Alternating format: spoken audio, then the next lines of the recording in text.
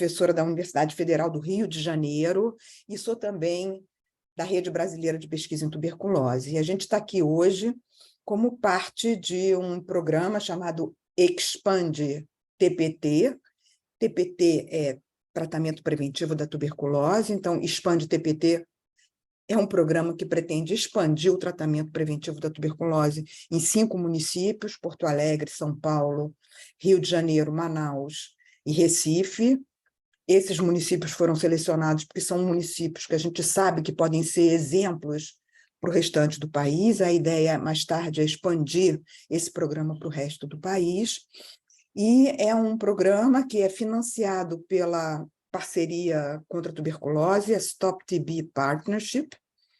É uma parceria entre o Ministério da Saúde, a CGTM, a Coordenação Geral de Tuberculose, Micobacterioses e Micoses Pulmonares, da Rede TB, que eu represento aqui, e do Centro Colaborador da OMS no Canadá, a McGill University, Universidade McGill.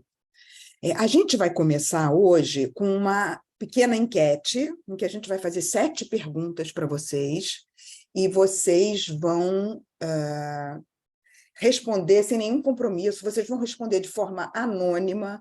Isso não é para dar nota, para avaliar, não é para... Quer dizer, não é para avaliar individualmente cada um, não é para... A gente não sabe quem respondeu o que a gente vai saber é o que o conjunto das pessoas responderam. Eu queria registrar, antes de postar essa enquete, a presença de, enfim, primeiro, claro, da CGTM. Eu vejo que, além da Suelen, a Fernanda e o Nildo, que vão falar também daqui a pouquinho. Vejo coordenadores, gestores do Programa Municipal de Porto Alegre, então Cristina Betim está aqui, e Hélida se apresentou também, acho que é do programa municipal também. Se tiver mais alguém, eu peço perdão, eu não estou vendo ninguém agora, estou vendo minha tela. E eu registrei também a presença de pelo menos 2 membros do CCAP,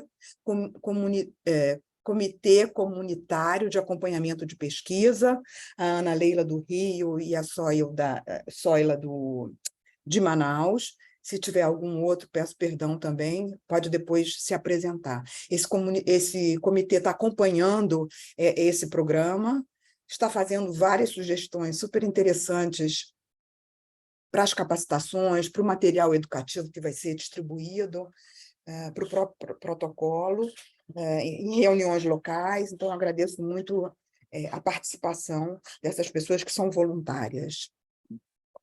Suelen, você pode, por favor, projetar a enquete? Para vocês verem a enquete, vocês não devem estar vendo a minha tela, mas... Não, dá para ver a sua setinha, só que eu acho que não aparece para eles essa opção pulso, só aparece para a gente. Mas eu coloquei já a enquete na tela, pessoal. Vê se aparece para vocês, é só clicar nas bolotinhas para dando a resposta. As perguntas estão uma debaixo da outra, são 7 ao todo, aí tem que ir rolando e respondendo. Quem não estiver conseguindo visualizar, vai me falando no chat, que eu vou apertando aqui o pulso toda hora para ver se ela vai reaparecendo e aparece para vocês. São só 7 perguntas, fiquem à vontade para responder.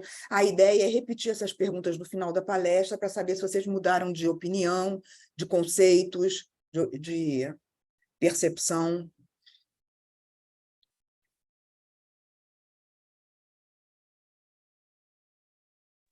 Lembrando que sua resposta não está vinculada a seu nome, né? Então pode responder de forma anônima.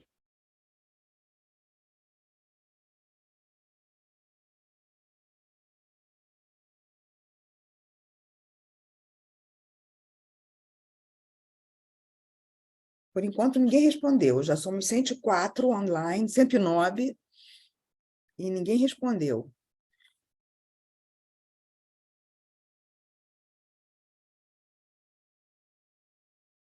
Algumas pessoas estão falando que não estão conseguindo ver. Eu estou tentando Estou reforçando aqui, apertando de novo para ver se aparece para o maior número de pessoas. Começou a aparecer resposta agora.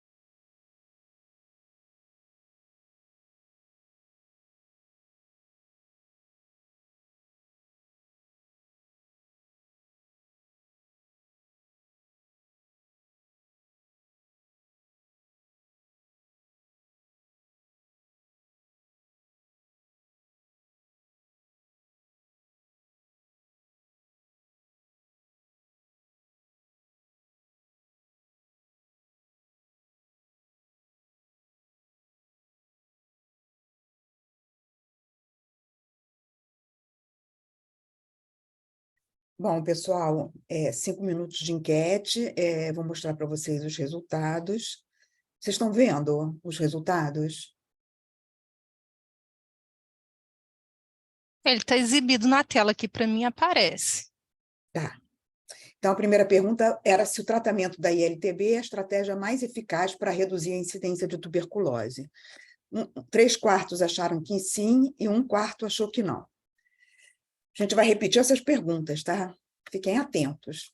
Na cascata do cuidado dos contatos, as maiores perdas se dão na etapa de identificação dos contatos, 60%, e adesão do contato ao tratamento, quase 40%, achou que era adesão ao tratamento.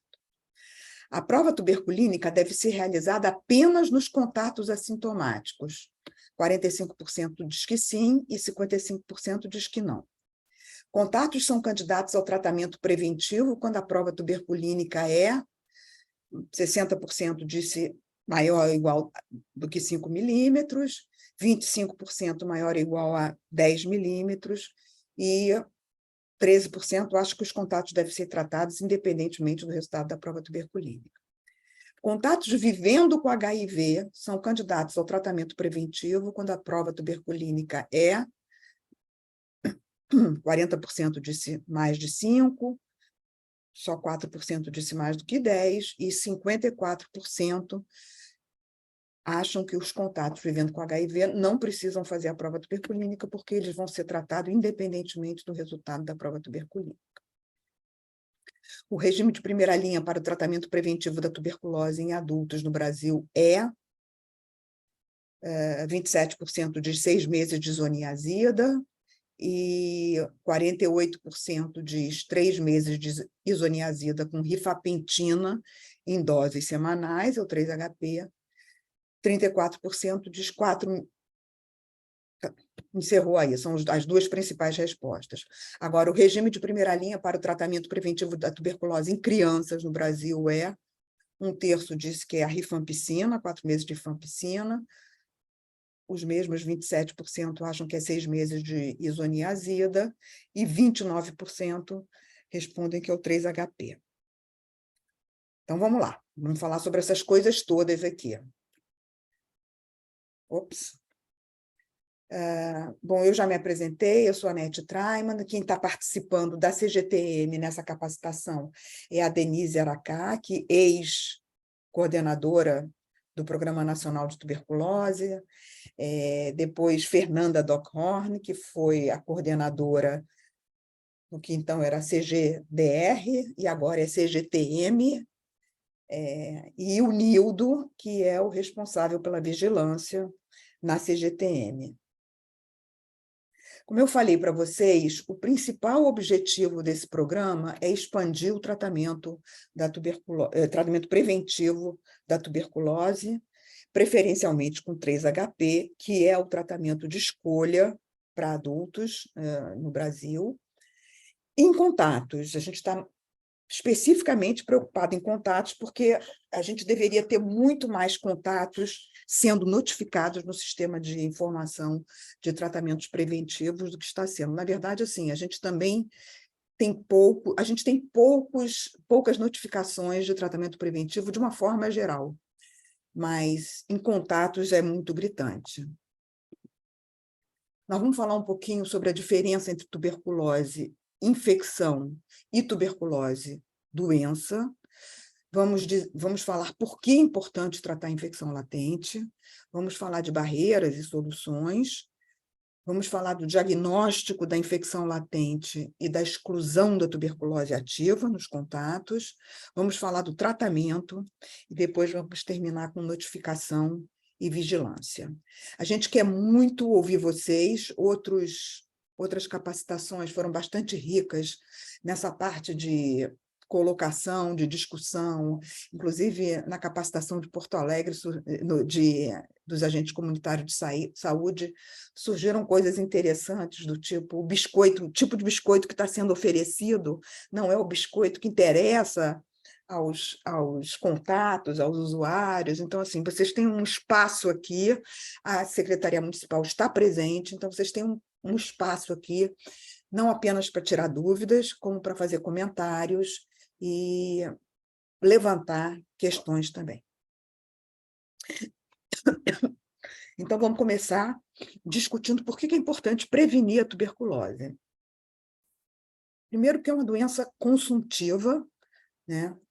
Os gregos chamaram de phthisis, a tísica em português. Phthisis quer dizer consumpção, é quando a pessoa emagrece desse jeito, parece uma pessoa no estágio terminal de câncer, ou uma pessoa vivendo com HIV, na época em que não tinha tratamento antirretroviral, era assim que as pessoas ficavam. E uma pessoa com tuberculose que você não trata, vai ficar assim também.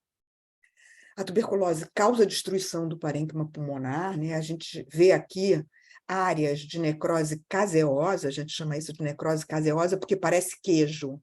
Essas áreas de necrose se liquefazem, são eliminadas pela via brônquica e deixam cavernas. Então, todas as áreas de caverna, de necrose, de fibrose, de atelectasia, elas reduzem a capacidade pulmonar. Então, hoje, estima-se que 50% das pessoas que têm tuberculose pulmonar têm alguma restrição respiratória após a cura da tuberculose.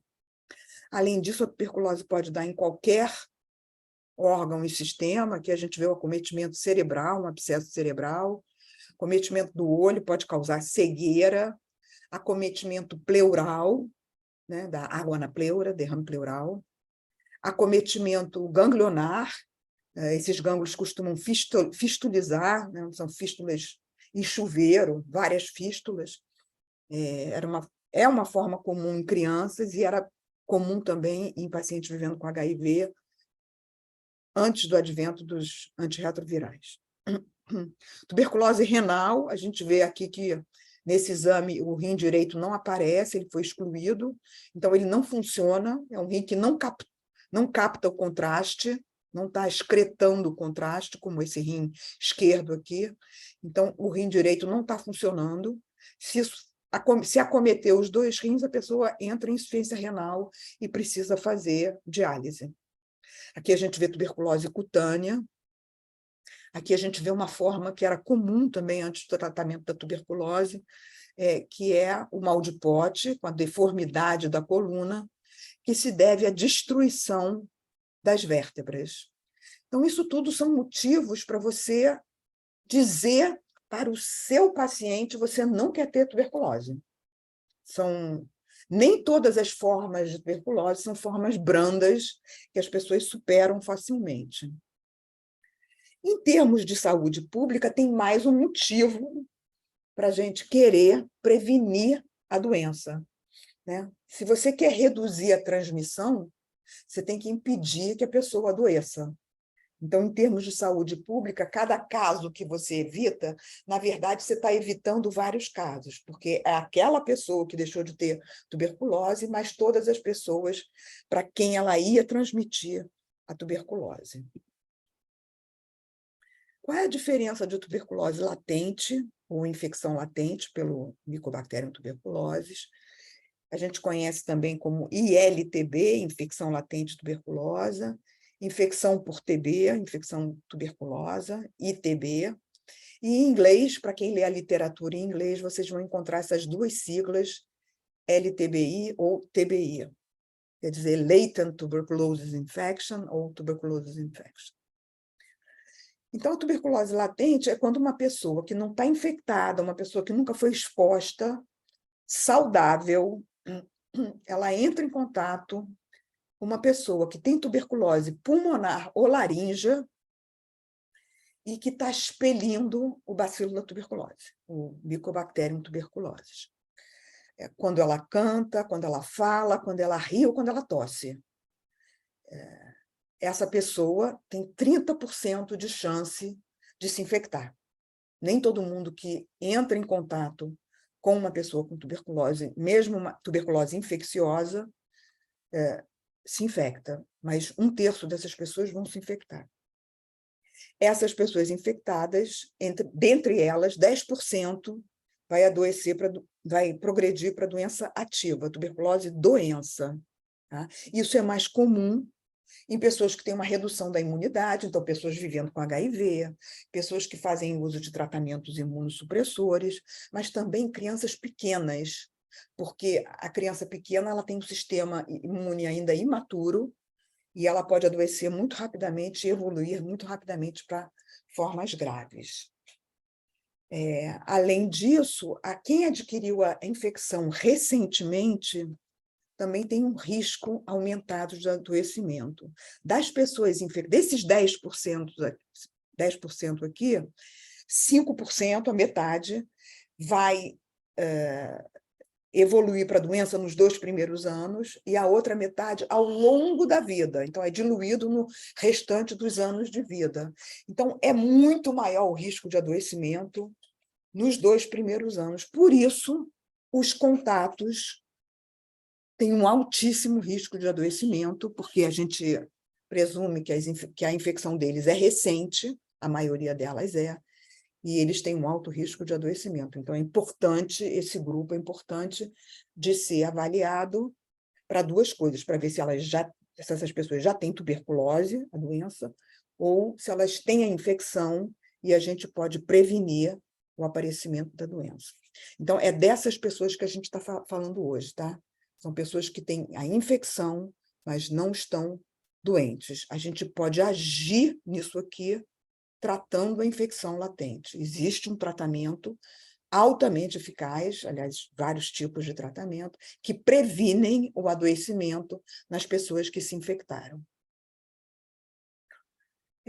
Um quarto da população está infectada, na verdade, a cada segundo mais uma pessoa se infecta, né? Nos últimos 10 minutos que eu estou falando aqui, mais de 600 pessoas no mundo já se infectaram com o bacilo da tuberculose.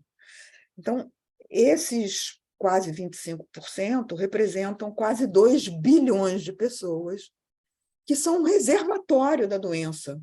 Né? Mesmo que a gente conseguisse romper a cadeia de transmissão, se a gente tivesse um teste para tuberculose que fosse que nem o teste de gravidez que a gente faz em casa, na urina, e que a gente tivesse um tratamento em dose única, como tem o tratamento da sífilis, por exemplo, ainda assim, mesmo rompendo a cadeia de transmissão, esse reservatório aqui ia continuar gerando casos durante várias décadas.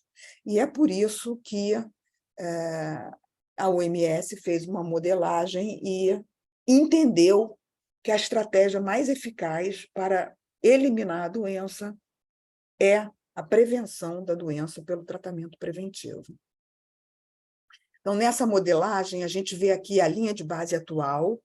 Atualmente, no mundo, para cada 1 milhão de habitantes, a gente tem 1.000 pessoas infectadas, pessoas com a doença, novas pessoas com a doença.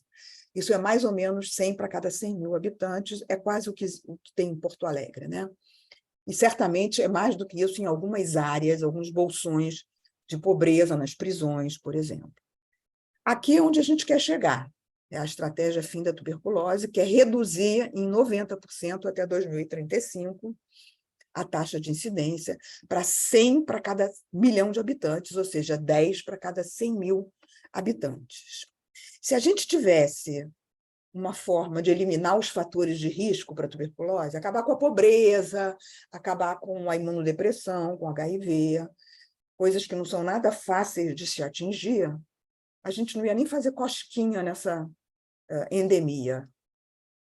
Se a gente tivesse uma vacina eficaz que prevenisse a infecção, a BCG não faz isso. A BCG só previne formas graves da doença e mortes em crianças pequenas.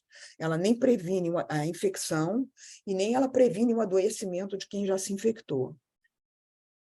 Ainda assim, a gente ia ter um resultado muito pífio, muito longe de onde a gente quer chegar. Só tratar a tuberculose ativa também não é muito mais eficaz do que uma vacina boa.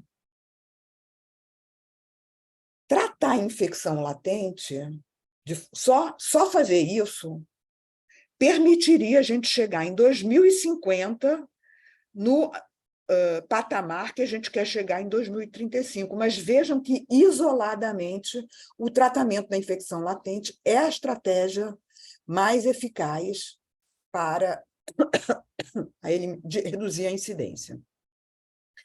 E se a gente fizer o nosso dever de casa, que é tratar a tuberculose ativa e tratar a tuberculose latente, ou seja, oferecer o tratamento preventivo da tuberculose, a gente chega lá até 2050. Por que isso não acontece? Porque a cascata do cuidado da infecção latente é muito complexa, né? Então, a gente tem perdas em todas as etapas dessa cascata. As maiores perdas acontecem aqui na identificação das pessoas que são elegíveis, eventualmente, para um tratamento preventivo, porque elas não chegam nem a ser testadas. As perdas são tais que apenas 19% das pessoas que são candidatas ao tratamento preventivo da tuberculose completam o tratamento, mas isso não se dá por causa das perdas da adesão ao tratamento.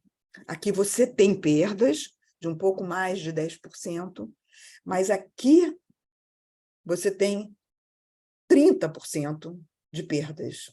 Então, as principais perdas são na identificação do contato e você ganhar esse contato para vir na unidade de saúde, para entrar nessa cascata do cuidado, fazer os testes que são necessários, fazer o teste da infecção latente, depois, se tiver infecção latente, excluir a tuberculose e depois, então, ser oferecido a ele o tratamento e realmente ele tem que aderir ao tratamento. Mas a dificuldade maior não é a adesão ao tratamento, principalmente agora com os tratamentos mais curtos e mais seguros, mais bem tolerados. As pessoas toleram melhor o tratamento e, portanto, têm tendência a completar mais. Então, vejam, se eu quiser aumentar o número de pessoas que estão completando o tratamento, não basta eu ter um tratamento mais curto, mais seguro, que as pessoas tenham melhor adesão. Aqui eu vou mostrar para vocês o que acontece com um tratamento que tem 100% de adesão. Isso não existe ainda, tá? Mas, digamos, um tratamento hipotético que seja aquele que eu falei para vocês, uma injeção no bumbum, e você previne a doença. Se você tem 10 pessoas que vêm para a unidade, fazem o PPD e digamos que tem uma prevalência de 40% de PPD positivo, você está com 4 pessoas que têm um PPD positivo, portanto, que vão fazer a radiografia, vão iniciar o tratamento, e se você tiver 100% de adesão, 4 pessoas completam o tratamento. Se eu conseguir trazer 100 pessoas para a unidade, 100 contatos, com a mesma taxa de positividade do PPD, 40%, eu tenho 40 pessoas que são PPD positivo, que eu reconheço como estando infectadas, faço a radiografia, e mesmo que eu tenha um tratamento com 50% de perda, que não é o que acontece na nossa realidade, mas mesmo que eu tivesse 50% de perda, ainda assim eu tenho 20 pessoas completando o tratamento preventivo. É 5 vezes mais do que se eu apenas tiver um tratamento que é mais que tem melhor adesão. Então, para eu conseguir fazer com que mais pessoas completem o tratamento, claro, eu preciso também de uma melhor adesão ao tratamento. Mas o que é mais eficaz é eu conseguir trazer mais gente, colocar mais gente ali no começo da cascata do cuidado para ser testado e entrar nessa cascata de avaliação. Como é que a gente faz, então, para identificar os contatos? Primeira coisa, o que é um contato intradomiciliar? É alguém que nos últimos 3 meses dormiu na mesma casa por pelo menos uma noite, ou 5 horas na semana, 1 hora por dia, ficou no mesmo ambiente do que o caso índice, o paciente índice. O paciente índice é a primeira pessoa que foi descoberta com tuberculose naquela família. Então, vejam, a pessoa não precisa morar na mesma casa para ser um contato intradomiciliar. Uma pessoa que frequenta aquela casa junto com o paciente índice, todo dia por 1 hora, por exemplo, alguém que faz as refeições ali, alguém que vem ali passar roupa, alguém que vem cuidar das crianças, o namorado da adolescente que vem passar uma noite na semana na casa. Isso tudo são contatos intradomiciliares e não são pessoas que residem no mesmo lugar. Então, o contato intradomiciliar é mais do que apenas pessoas que residem na mesma casa. E a gente precisa identificar essas pessoas. Então, que perguntas você vai fazer? Você vai começar perguntando quem é que mora com você. Mas você vai perguntar também quem mais dorme lá, com que frequência e por quanto tempo, quem faz as refeições na sua casa, com qual frequência, quem mais passa tempo na sua casa, com que frequência e por quanto tempo eles geralmente ficam. Você dorme, come ou visita uma casa diferente regularmente? Vejam, a pessoa pode ter 2 casas, né? Ela pode trabalhar muito longe e dormir na casa de um parente Eventualmente, ela pode ter um amante ou uma amante e dormir, eventualmente, na casa de outra pessoa. Então, ela pode ter, fora da casa dela, um contato intradomiciliar que preenche os critérios de contato próximo. Então, as pessoas podem ter mais de uma casa, visitar outra casa regularmente, como avós, parentes, etc. Nos últimos 3 meses, quais outros membros da família ou amigos ficaram durante a noite na sua casa? Quais crianças de menos de 5 anos ficaram durante a noite ou passaram períodos de tempo durante o dia ou durante a noite na sua casa? Por que a gente está destacando aqui os menores de 5 anos? Por causa daquele risco que eu falei no início para vocês, maior risco de adoecimento e de evolução rápida para formas graves das doenças, eles são uma prioridade absoluta. E onde mais você dormiu, quanto tempo você ficou, quem mais estava nessa casa. Se vocês também tiverem fôlego, é bom lembrar que contatos extradomiciliares também podem ser contatos próximos que preencha aquele critério de convívio num mesmo ambiente fechado por mais de 5 horas na semana. Certamente, no trabalho de vocês convivem em locais fechados com pessoas por mais de 5 horas na semana. Às vezes, num escritório, facilmente a pessoa passa 6, 7, 8 horas fechada na mesma sala com outros contatos, e isso configura um contato próximo, que às vezes é maior do que o contato que a gente tem em casa. Então, assim, nossa prioridade nesse momento é que vocês reconheçam e tragam para o serviço de saúde os contatos intradomiciliares, mas lembrem-se que contatos fora de casa podem ser contatos tão próximos ou até mais próximos que os contatos intradomiciliares. Uma vez que vocês identificaram essas pessoas, vocês convenceram elas que elas precisam vir ao serviço de saúde para fazer testes, para saber se elas estão com infecção latente ou se elas estão com tuberculose, vocês vão... A primeira coisa que a gente está se preocupando aqui é identificar a infecção latente. Na verdade, a gente tem 2 coisas na cabeça: identificar a infecção latente, identificar a tuberculose, doença. Por isso, a gente logo pergunta se tem algum sintoma. Porque se tiver sintoma, além de fazer o teste da infecção latente, por exemplo, o PPD, a gente já vai falar já sobre os testes, a gente vai precisar fazer outros testes também, porque a gente vai buscar tuberculose ativa também, se a pessoa tiver sintoma, né? Então, você vai perguntar por sintomas, vai perguntar se a pessoa tem HIV, se ela sabe ter HIV.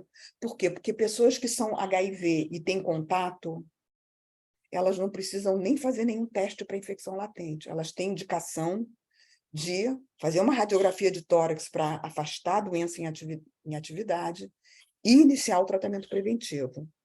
Então, nessas pessoas, você, independentemente de sintomas, você também vai querer uma consulta médica e uma radiografia de tórax.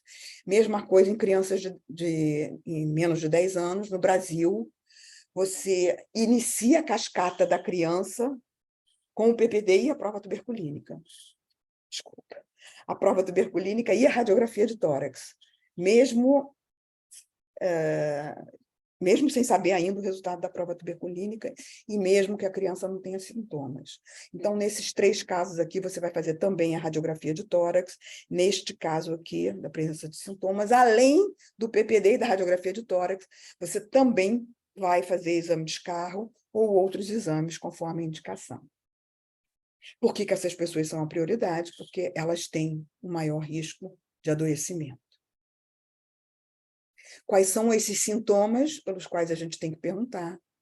Tosse, seca ou produtiva. Uma coisa, gente, um contato que está tossindo, nem se preocupem em perguntar há quanto tempo ele está tossindo. Comecem a avaliação para a tuberculose ativa. Essa definição de tosse há mais de 2 semanas, ela tem um objetivo mais epidemiológico, né, de saúde pública.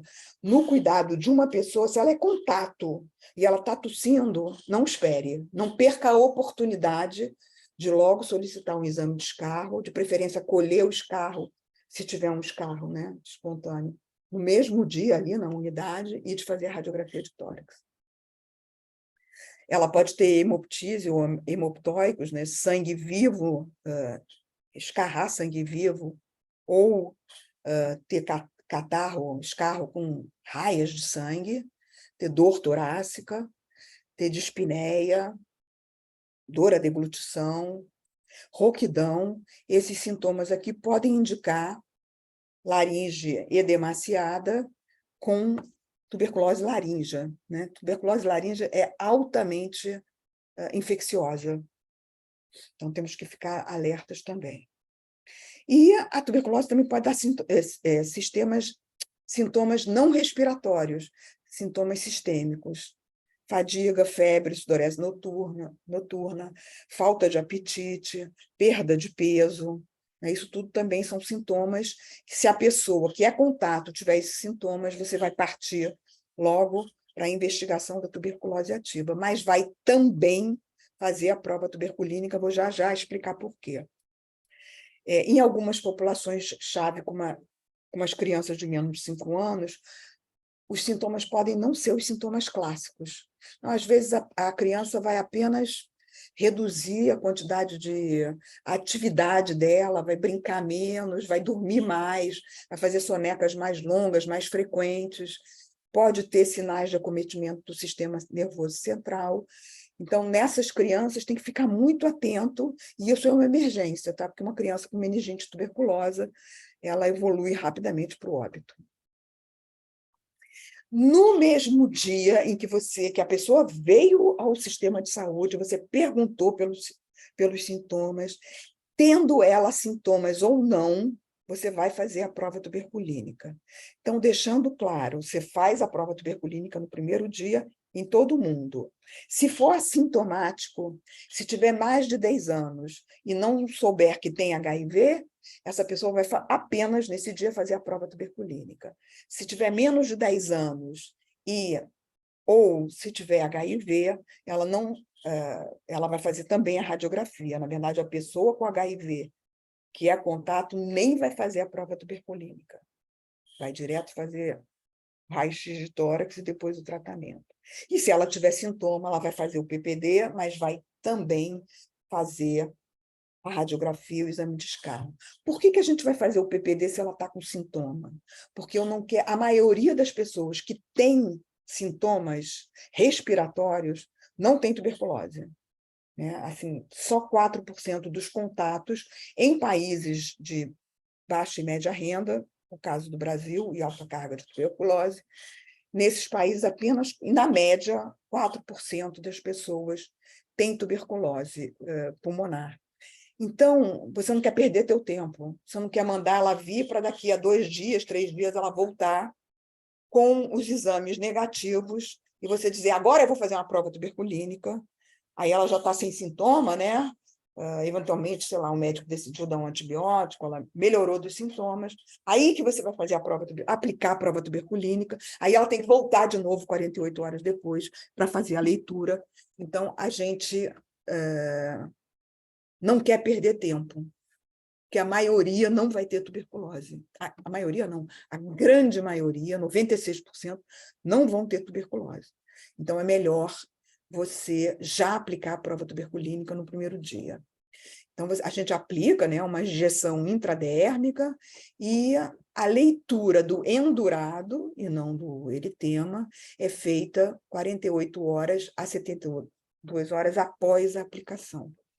A gente prefere marcar com 48 horas. Por quê? Muitos serviços de saúde atualmente estão se organizando para oferecer 2 vezes por semana, na segunda e na quinta, a aplicação intradérmica do PPD, e depois a leitura, então, na quinta, de quem fez na segunda, ou a leitura na segunda, de quem fez na sexta, perdão. O que acontece com isso? A pessoa que vem na terça vai ter que esperar a quinta ou a sexta para fazer a sexta, melhor dizendo, vai ter que esperar a sexta para fazer o PPD. Não, isso não é bom ficar mandando as pessoas voltarem para fazer o PPD. O ideal é que a pessoa faça o PPD ali, na hora.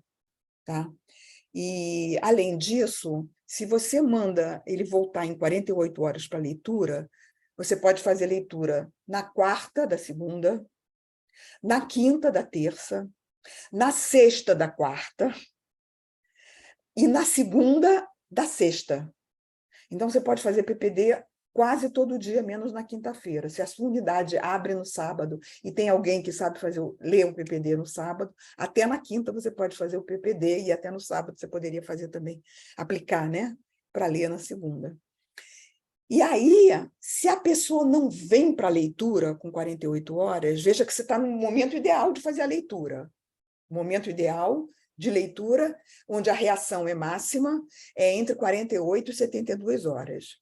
Se você chama com 48 horas, e a pessoa não vem, você ainda pode tentar resgatar. Você pode telefonar, o ACS pode fazer uma visita domiciliar, você pode tentar fazer com que o contato retorne na unidade, ainda dentro de um prazo que é o prazo ideal de leitura, que são as 72 horas. É verdade também que você pode resgatar com 96 horas, mas já não é tão bom, você já pode ter uma redução da resposta com 96 horas. Depois de 96 horas, você não deve ler a prova tuberculínica. Se a pessoa não veio, o melhor é você fazer uma outra prova tuberculínica em outro braço. Mesmo que ainda tenha alguma reação ali, você não deve fazer a leitura dessa prova tuberculínica. Hoje, na rede, no SUS, está disponível também um teste, que é um exame de sangue, chamado Quantiferon Plus, em que você tira sangue em 4 tubinhos, um tubo tem os antígenos da tuberculose, um outro tubo tem antígenos gerais, é o controle positivo, todo mundo tem que reagir naquele tubo, o outro é um controle negativo, e o outro tubo é um tubo que tem CD8, que vai aumentar, teoricamente, a sensibilidade desse teste.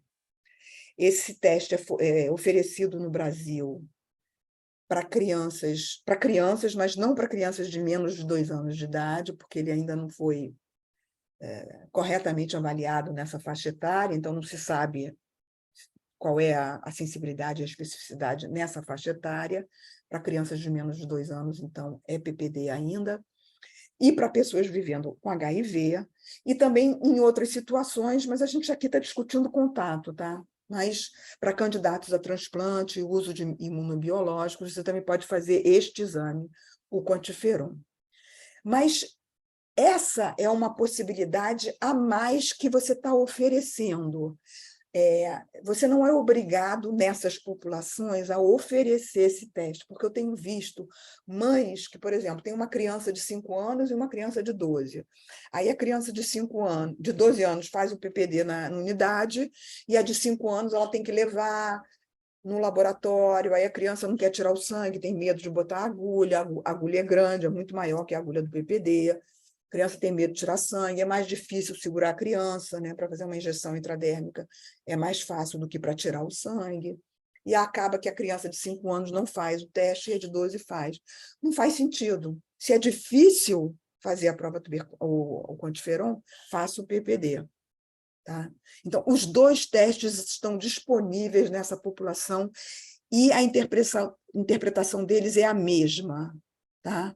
Pessoas, a Fernanda vai falar já sobre isso, mas contatos ou pessoas com HIV que têm mais de 5 milímetros ou mais de prova tuberculínica são elegíveis para o tratamento preventivo, e pessoas que têm um quantiferon positivo, é assim que vem o resultado, positivo ou negativo, ou indeterminado, também são candidatas ao tratamento preventivo. Os 2 exames querem dizer, são interpretados como a pessoa está com infecção. Na verdade, o que esses exames querem dizer é a pessoa um dia entrou em contato com o bacilo da tuberculose.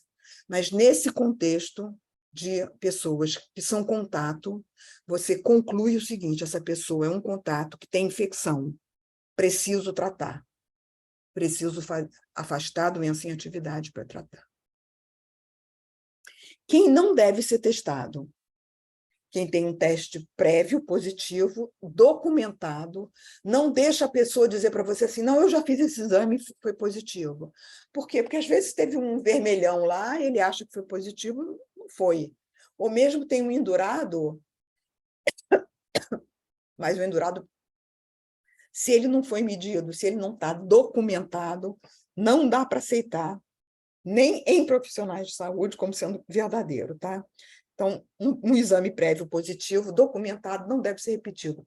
Toda pessoa que já fez um PPD no passado e tem um teste positivo não deve repetir o PPD. Isso quer dizer também o seguinte, se eu tratei a pessoa que tinha infecção latente, porque o PPD dela era positivo, eu tratei e acabou. Eu não vou fazer outro PPD. Muitos deles... Ah, doutora, então eu vou fazer de novo aquele teste para ver se eu não estou mais com a infecção? Não, você não vai fazer teste nenhum. A gente sabe que você se tratou e que você tem 90% de chance de não ter mais essa infecção e, portanto, o seu risco de adoecimento agora é muito, muito, muito pequeno. Quem já tratou tuberculose ou infecção latente no passado não vai fazer o teste, por quê? O que você espera dessa pessoa? Que ela tenha um teste positivo. Quem já teve tuberculose já entrou em contato com o bacilo, portanto, essa pessoa tem um PPD positivo. Fazer um PPD nela não vai me dar nenhuma informação. Ah, mas eu quero saber se eu devo ou não devo tratá-la com o tratamento preventivo da tuberculose, porque ela é um contato. Por exemplo, pessoas com HIV que são expostas a um caso de tuberculose, elas devem tratar, mesmo que elas já tenham sido tratadas. Então, o médico pode querer decidir, por exemplo, numa pessoa que está tomando um imunossupressor.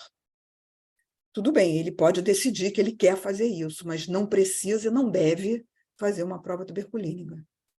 Porque se ela já fez a prova tuberculínica no passado, se ela fez o tratamento da infecção latente, é porque ela tinha uma prova tuberculínica no passado. Então, não faz sentido testar de novo. E todo mundo que tem indicação de um tratamento, independentemente do resultado da prova tuberculínica, não deve fazer a prova tuberculínica ou o IGRA. Aqui eu estou falando de prova tuberculínica, mas para algumas populações, na verdade, seria o IGRA. Então, é o caso do paciente vivendo com HIV, é o caso do recém-nascido. Então, tem algumas exceções, e a Fernanda vai já falar sobre isso. Tá? Os recém-nascidos, os pacientes com HIV que são contato, e os pacientes com HIV que têm o CD4 menor do que 350. Bem, então já falamos que nos sintomáticos, além do PPD ou do quantiferon, nós vamos fazer um teste rápido molecular, que é o GeneXpert ou Expert, e nós vamos fazer radiografia de tórax também. E tudo isso na primeira consulta. Pergunta se tem sintomas, faz a aplicação da prova tuberculínica ou coleta o sangue para o IGRA, ou, se não for se na unidade não tem coleta de sangue, encaminha para o laboratório para fazer o IGRA. E se a pessoa tem sintomas, além disso, vai fazer a coleta de escarro e vai fazer a radiografia de tórax. Vai agendar médico se a pessoa vive com HIV, agendar médico, fazer radiografia de tórax também. Se ela tem menos de 10 anos, se ela tem sintomas, claro. E, numa segunda visita, se ela tem um PPD positivo, ela também vai ter que fazer a radiografia de tórax. Então, vejam, no Brasil, mais ou menos 70% dessas pessoas que você convidou e que fizeram o PPD ou um IGRA, 70% ou mais dessas pessoas vão poder ir para casa, porque elas vão ter um PPD negativo ou um IGRA negativo. Mas elas vão para casa em segurança. Você sabe que elas não se infectaram. Você pode oferecer 8 semanas depois um segundo teste. Pode fazer um segundo PPD ou fazer um segundo IGRA.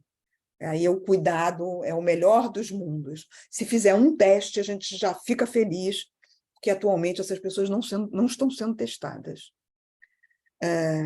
Então, depois que elas são testadas, aquelas que são positivas, na segunda visita, você já vai ver que elas têm uma prova tuberculínica positiva, e aí você vai fazer a radiografia de tórax para ter certeza que ela não tem a doença.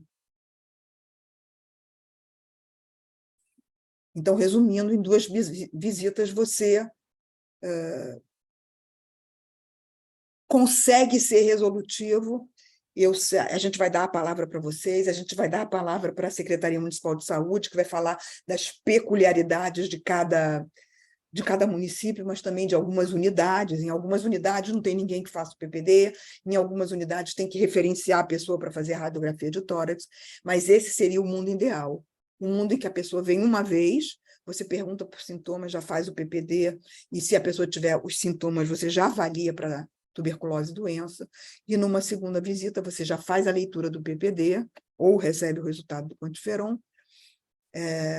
Se o PPD for positivo, você já faz a radiografia de tórax e já inicia o tratamento se a radiografia for feita no local e você tiver um laudo disponível na hora.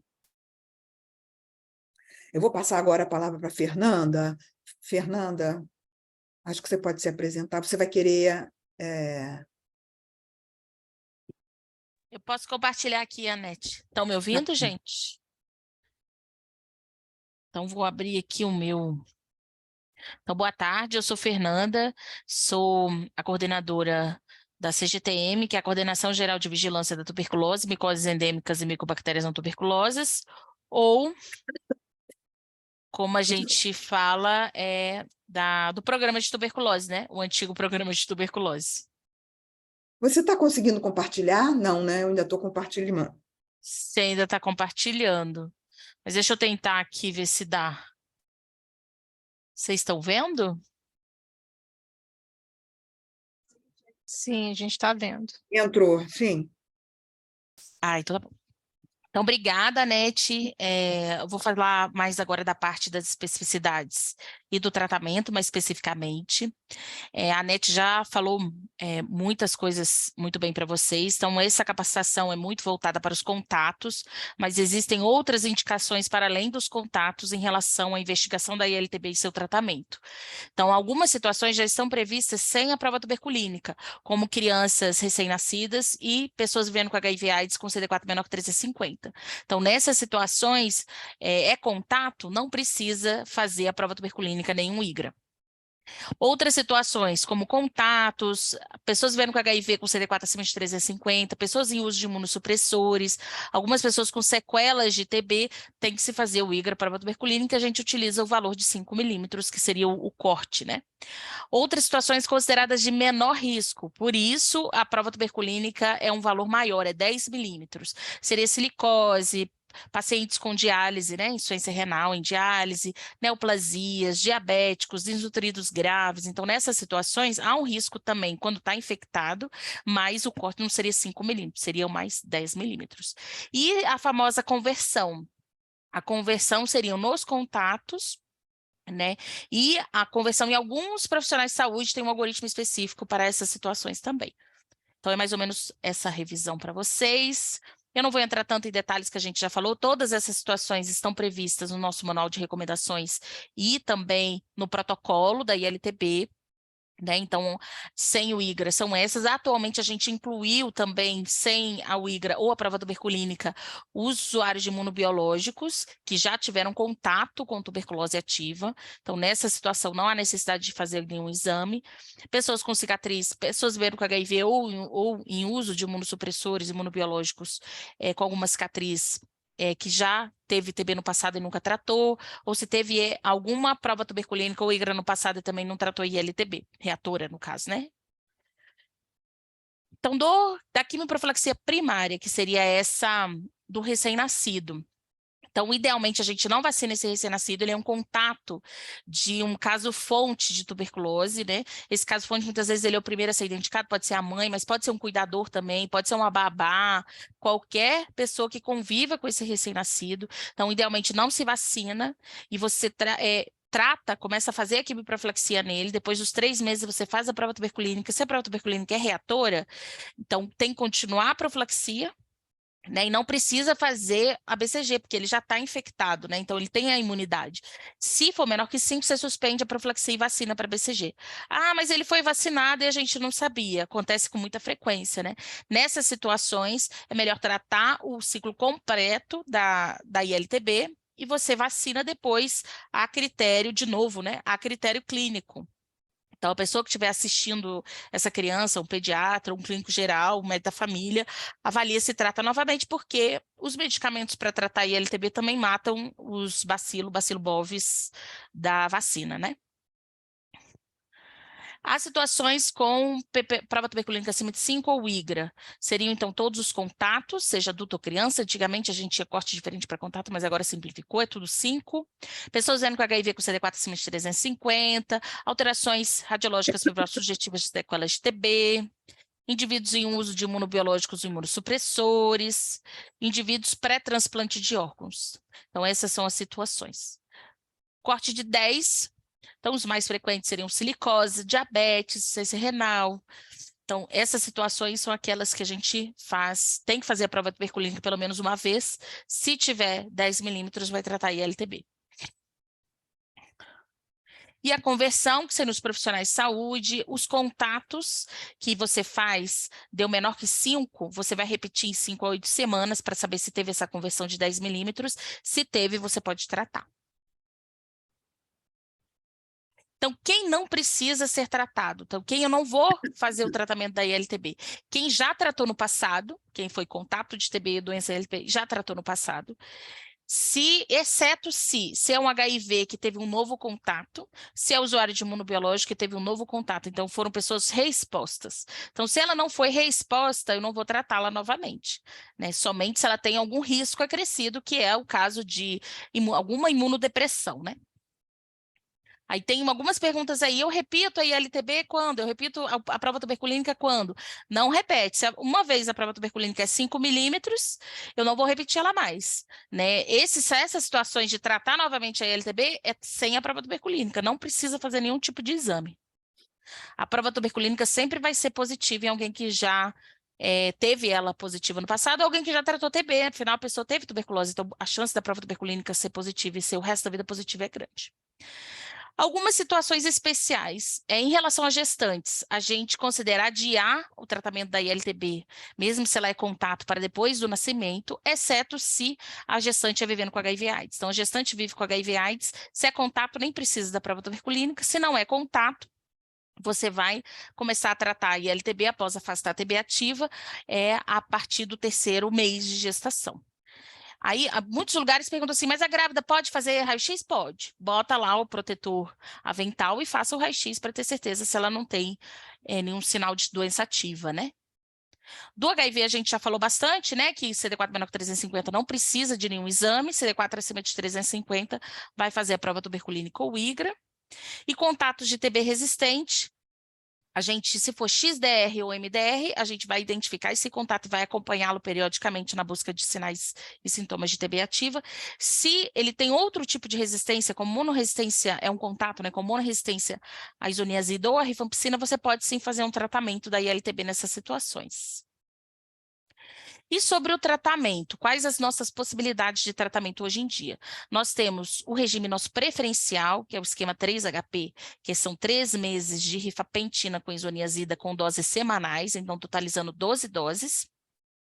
A rifapentina tem alguns efeitos adversos que é bom citar, ela tem que se evitar com inibidores de protease, que são as pessoas que vivem com HIV/AIDS, que fazem tratamento com inibidores de protease. Hoje um número de pessoas é muito pequeno, a maioria faz uso de medicações que pode usar rifapentina e reduzem o efeito dos contraceptivos orais. Isso é importante falar, principalmente mulheres em idade fértil, que não tem interesse em engravidar, ela tem que usar algum contraceptivo de barreira.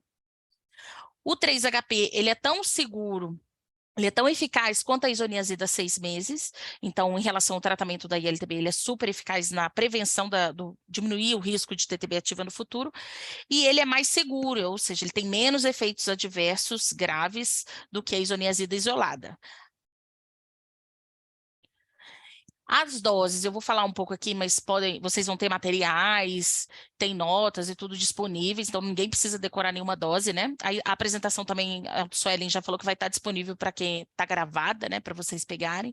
Mas a apresentação da isoniazida com rifapentina são comprimidos separados, né? De rifapentina 150 mg e da isoniazida 300. Então a dose são de 300 a 900 mg por dose, uma vez na semana de rifapentina e 900 mg uma vez na semana de isoniazida.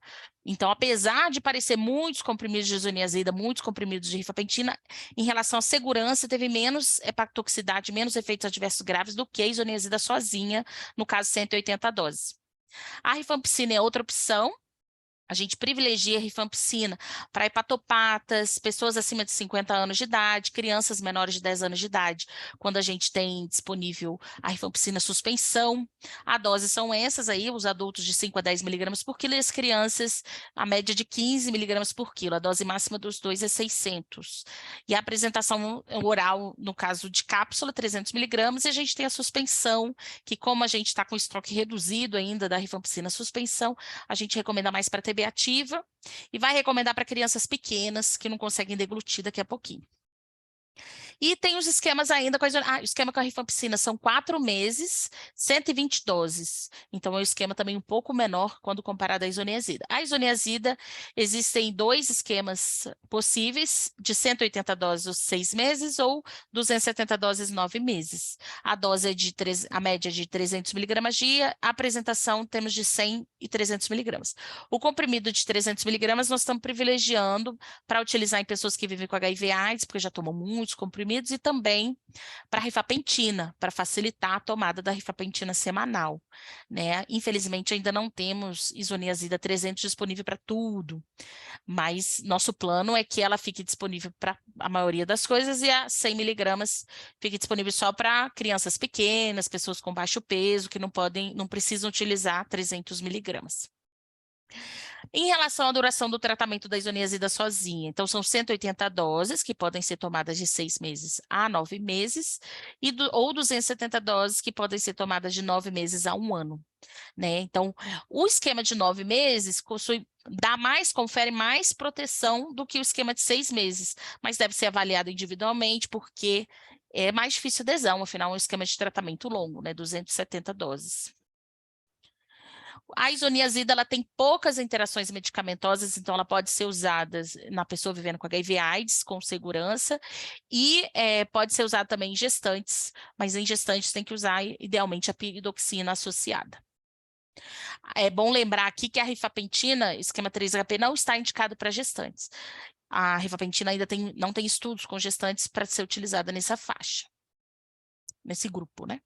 Só para vocês derem uma olhadinha, conhecerem aqui. A apresentação, então, da rifapentina 150 são esses blisters, uma vez na semana vai utilizar, então, 6 comprimidos, e a isoniazida, 3 comprimidos, da de 300, e essas são as referências das 2 notas técnicas que recomendam a sua utilização.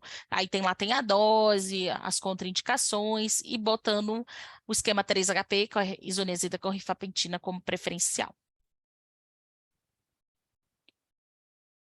Em relação à dose de crianças, né, a rifapentina pode ser utilizada de 2 a 14 anos para as crianças, e essa é a dose específica, né? Então, uma média de 300 até 700 mg de isoniazida por semana em crianças, e a dose da rifapentina é 750 mg.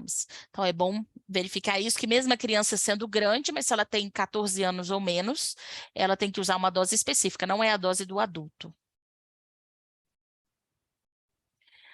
Em relação a outros regimes para crianças menores de 10 anos, tem a rifampicina, que é uma possibilidade, são 4 meses, né, 120 doses, que é a média de 15 mg por quilo, com a dose máxima de 600. Então, esse rifampicina é um esquema bom, ainda mais se ela quando está disponível a apresentação em suspensão. Então, a gente espera regularizar os estoques para ser disponível para todo o país, mas já vamos organizar, não vai demorar muito, de pelo menos as crianças pequenas, menores de 4 quilos, utilizar a rifampicina suspensão quando necessário tratar a ILTB ou na quimioprofilaxia primária do recém-nascido. Outra opção em crianças é a isoniazida, não tem uma apresentação pediátrica, infelizmente, mas ela pode ser macerada e você faz aquela produção extemporânea. Macera na hora, bota um pouco de água e vai dando para a criança. Mas é lógico que a gente sabe que se tivermos apresentações pediátricas mais adequadas, é melhor. Em relação aos efeitos adversos, é mais para conhecimento, mas a gente sabe que os efeitos adversos são pouco frequentes, o profissional de saúde não precisa ficar com medo, não vou prescrever ILTB porque tem muitos efeitos adversos, não, são esquemas seguros, mas é bom ter um alerta, afinal é uma medicação que está sendo usada, né? A isoniazida costuma ser a que mais apresenta efeito adverso, ela possui náuseas, vômitos, diarreia, dor epigástrica, e o efeito adverso que a gente considera mais grave, que é a hepatotoxicidade medicamentosa. Então, é bom ficar bem alerta, identificar sinais de hepatotoxicidade para suspender o tratamento. Outra situação outro efeito adverso que a isoniazida pode dar é a neuropatia periférica. Nesses casos, o ideal é usar a peridoxina, que é a vitamina B6, para evitar esse aparecimento. Mas pode dar também cefaleia, mudança de humor, alteração do sono, febre. A rifampicina, o efeito adverso mais frequente é a coloração alaranjada dos fluidos, isso é 100% das vezes, então tem que ter cuidado com lentes de contato e tem que orientar a pessoa para ela não ficar com medo, né? Muitas vezes o usuário, né? A pessoa que está tratando a ILTB não sabe disso, se vê com lágrimas, suor, tudo de cor alaranjada, urina, vai achar que está sangrando, então é bom sempre orientar. Sobre outro efeito adverso da rifampicina é o prurido, que é o exantema, parecendo uma alergia, e também síndrome flu-like, que parece que a pessoa está gripada, ela tem febre, o nariz fica escorrendo, então pode acontecer com a rifampicina, e pode acontecer também com a rifapentina, como são da mesma família, pode dar também erupção cutânea e pode dar também essa síndrome flu-like. Dor de cabeça, tonteira, dores musculares também podem acontecer, mas não são tão frequentes. Então, um resuminho. Então, da população maior que 2 anos de idade, o esquema 3-HP é o preferencial. A rifapentina pode ser macerada com alimentos. Então, para criança que não consegue deglutir comprimido, você macera ela com alimento, com algum iogurte e dá para a criança tomar. E a isoniazida pode ser macerada em água.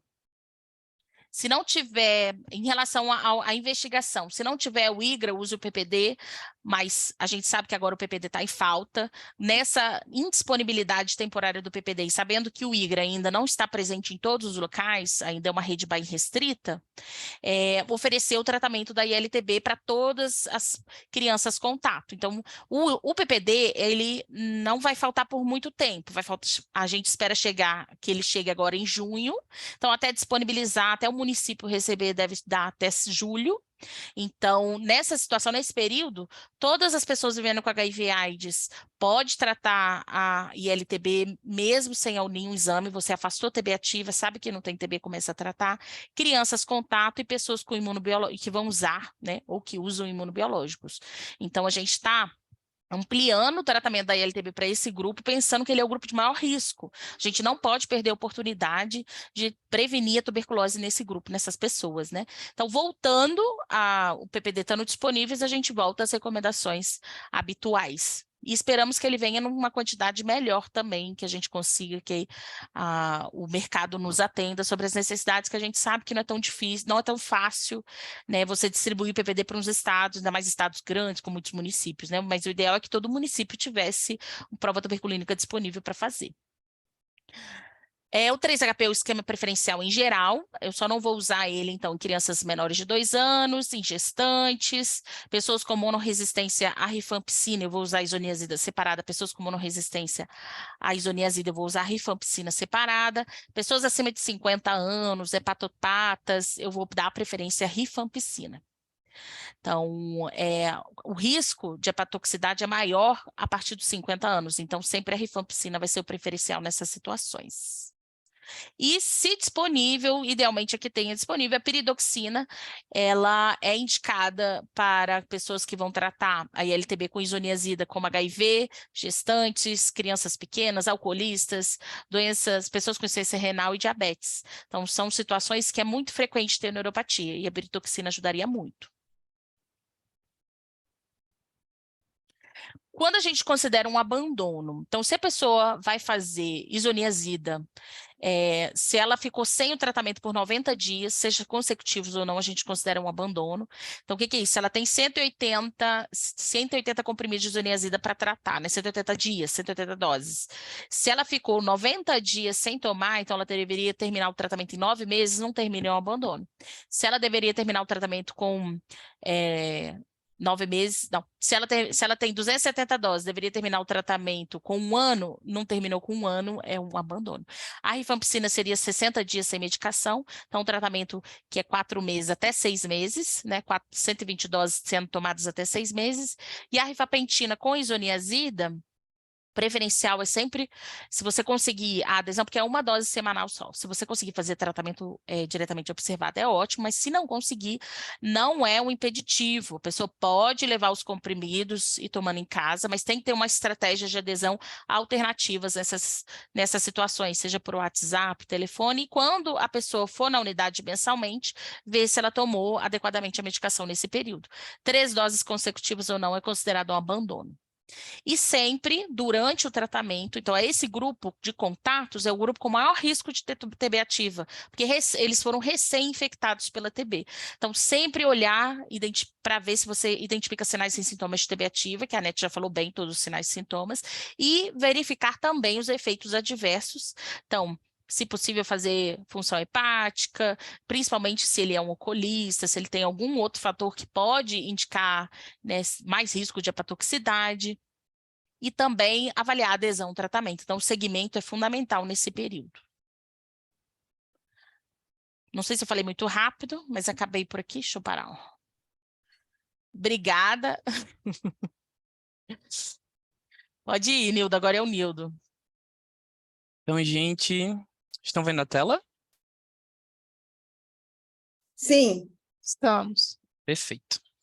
Então, boa tarde, meu nome é Nildo, sou enfermeiro, mestre em enfermagem, doutorando em enfermagem em saúde pública, e aqui na CGTM eu atuo na gestão do sistema de infecção latente e na vigilância da co-infecção TB-HIV, que é a temática que a gente vai estar vendo agora, tá? Vamos ver os principais aspectos da notificação do tratamento preventivo da tuberculose. Então, aqui na nossa linha do tempo, temos que em 2011, as primeiras recomendações sobre indicação de tratamento, né? O primeiro estabelecimento, de fato, as primeiras recomendações quanto ao tratamento preventivo da tuberculose. Aqui incluso nesse manual de recomendações para o controle da tuberculose no Brasil. Ok, dando seguimento, a gente sentiu essa necessidade de estabelecer uma vigilância em todo o Brasil, ter esse monitoramento adequado. Então, de 2018 a 2021, realizamos capacitações em todas as unidades federativas do Brasil, quanto a capacitações quanto ao sistema da infecção latente da tuberculose. E em 2018, tivemos aqui o nosso protocolo de vigilância da infecção latente pelo Mycobacterium tuberculosis. No caso, Rio Grande do Sul, a capacitação foi realizada em dezembro de 2019. Em 2022, tivemos a nossa segunda edição do nosso protocolo. Então, ratificando, o Ministério da Saúde recomenda a notificação e o registro do tratamento da infecção latente em todo o Brasil, utilizando o nosso sistema da infecção latente, e o TB.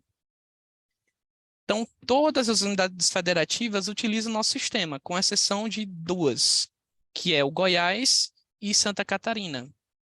Eles possuem sistemas próprios. No Goiás utilizam o SILT e Santa Catarina o Vigilantus. Então vamos conhecer melhor o nosso sistema. Então só para deixar mais claro, gente, quando vocês observarem ILTB sem hífen, estamos tratando da infecção latente da tuberculose. Com o hífen, se trata do sistema, tá? Então vamos conhecer melhor o sistema da infecção latente da tuberculose. Entrando no Google, vamos colocar lá ILTB e clicar em pesquisar. Nossa primeira opção aqui, ILTB-CIT-TB. Clicando nessa opção, a gente já vai ter acesso aqui ao nosso painel de login. Você pode entrar por essa sequência, né, que eu apresentei, ou então direto por esse link aqui abaixo da tela. Então, colocando usuário e senha, que é disponibilizado pela coordenação estadual, que isso eu vou tratar com mais detalhes nos próximos slides, a gente clica em entrar e, de fato, vamos ter acesso ao nosso sistema. Aba início, nós teremos as principais informações, atualizações. Então, modificamos, incluímos variáveis na ficha. A gente sempre vai estar atualizando aqui, tá? Na aba início. Ao lado esquerdo, você pode observar seu nome completo, a instituição a qual você está vinculada, o perfil de acesso e a visão do usuário. Lembrando, nós temos 7 tipos de perfis. E ele vai conforme o âmbito federal, estadual, municipal ou específico da instituição de saúde, tá? Vamos agora clicar aqui, ó, nessa aba Casos. Essa aqui é a nossa principal aba, tá? Aqui a gente vai notificar, vai ter acesso às principais informações. Então, aqui em Casos Registrados, e podemos observar o tópico em tratamento, em transferência e encerrados. Clicando, gente, nesses pontos aqui, a gente vai ter acesso às pessoas que estão nessa condição, conforme o perfil, tá? Então, se eu tenho o perfil da instituição específico, eu vou ver todos os casos em tratamento da instituição, tá? Clicando aqui. Abaixo, nós temos as etiquetas de casos. As etiquetas, elas servem como alertas. Nós temos várias, mas uma mais simples de compreender é a de duplicidade. Então, se o sistema automaticamente ele compreende se há alguma possibilidade de duplicidade. Havendo alguma possibilidade, ele já vai elencar para você. Você vai lá observar e vai ajustar, deixar a primeira notificação, tá? Isso nós temos diversas etiquetas. Aqui eu trago só as principais informações. Aqui mais no centro, nós podemos filtrar pela localidade, unidade de saúde. Também é separado por região, tá? Vamos clicar agora em caso novo. Aqui é a nossa, de fato, principal informação, porque principal função, que aqui poderemos notificar o caso, tá? Clicando em caso novo.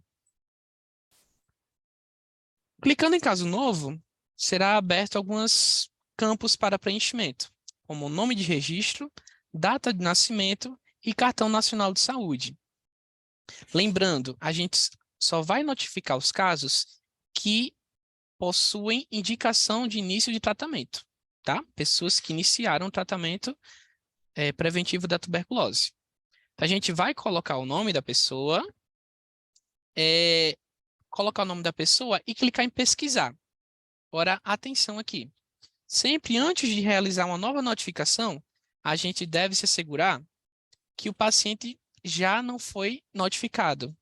Pois, se ele já foi notificado alguma vez, a gente vai vincular a notificação pré-existente, tá? Então, antes de realizar uma nova notificação, a gente vai buscar por notificações pregressas da pessoa que está iniciando o tratamento. Então, nesse exemplo aqui, coloco o nome do paciente, da pessoa, José Nildo. Clico em pesquisar. E vou rolando. Vou descendo aqui na tela. Vou vendo se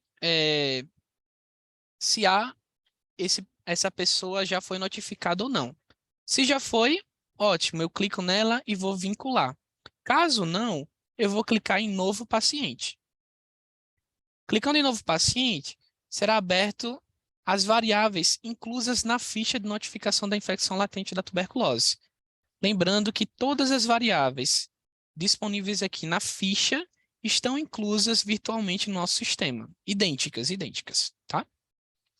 Então, temos informações dos dados de notificação, nome do registro, CPF, né, informações específicas, dados de residência, dados sobre investigação e tratamento.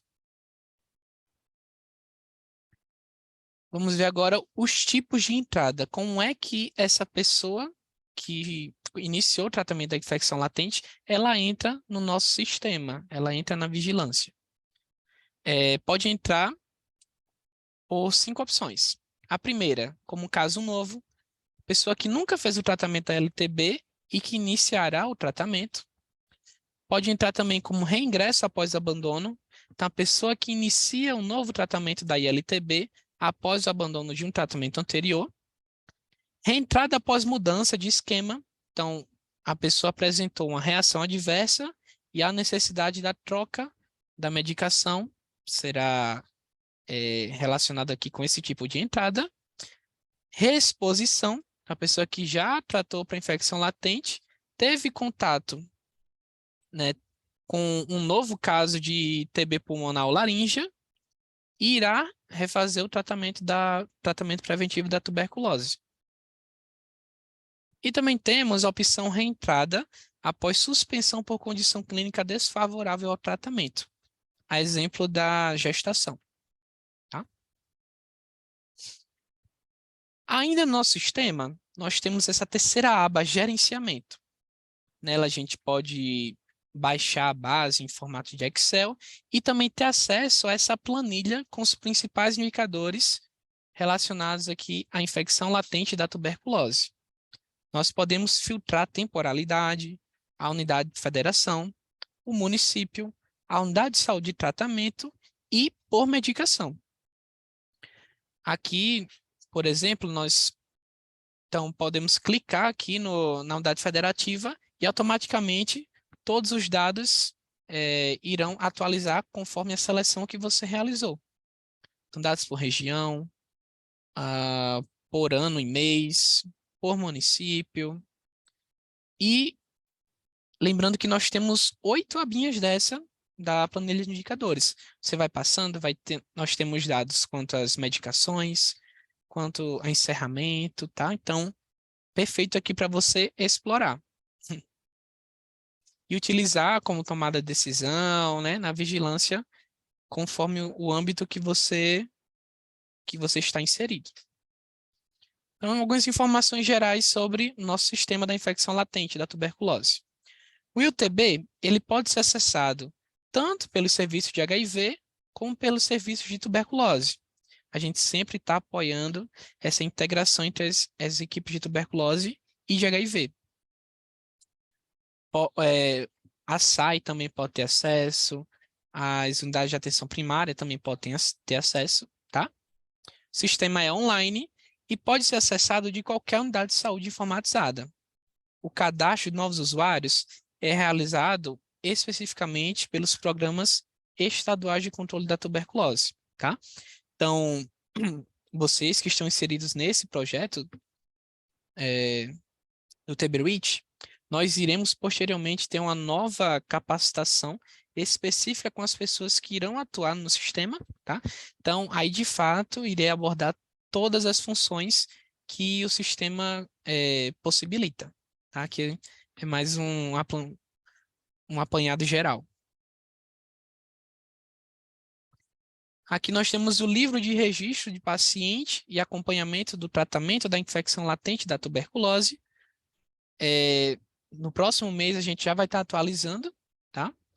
Um documento bem mais robusto, mas vocês especificamente do projeto utilizarão um livro específico, que esses dados podem ser captados, né, e colocados em um arquivo Excel que vai possibilitar gerar figuras automaticamente. Você vai colocando os dados nele, vai preenchendo e ele vai automaticamente atualizando.